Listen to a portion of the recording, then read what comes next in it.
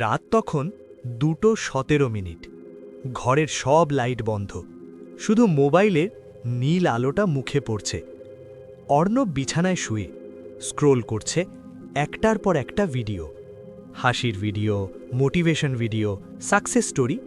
কিন্তু একটা জিনিস কমন, সে সব কিছু শুধু দেখছে, কিছুই করছে না। হঠাৎ সে থেমে যায়।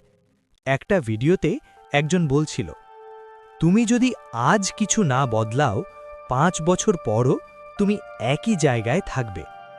অর্ণব ফোনটা বন্ধ করে দেয়। ঘরের ভেতর হঠাৎ নিস্তব্ধতা। তার বুকের ভিতর কেমন চাপা একটা ভয় ঢুকে যায়।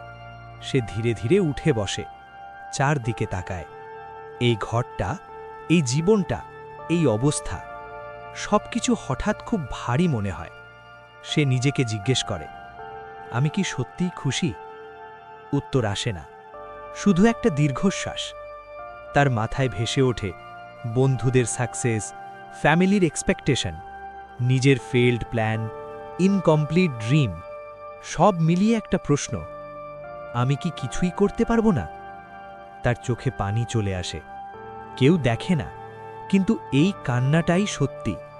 হঠাৎ সে আয়নার সামনে গিয়ে দাঁড়ায়, নিজের চোখের দিকে তাকায়। তুই কি সত্যিই এভাবেই বাঁচবি, নাকি বদলাবি? এই প্রশ্নটা তাকে ভেঙে দেয়, আবার গড়েও তোলে। সেই রাতেই 2:45 অর্ণব একটা ডিসিশন নেয়। আমি আর আগের মতো থাকব না। না বড় কোনো প্ল্যান, না বড় কোনো স্পিচ, শুধু একটা সিম্পল ডিসিশন। পরের দিন সকাল, অ্যালার্ম বাজে 6টায়। আগে হলে সে স্নুজ করত, কিন্তু আজ সে উঠে বসে। কষ্ট হয়, ঘুম পায়, মাথা ধরছে, তবুও উঠে, কারণ সে বদলাতে চায়। প্রথম দিন 30 মিনিট পড়া, দ্বিতীয় দিন 20 মিনিট ওয়ার্কআউট, তৃতীয় দিন মোবাইল কম ব্যবহার। ছোট ছোট জিনিস, কিন্তু কনসিস্টেন্ট। সব কিছু সহজ ছিল না।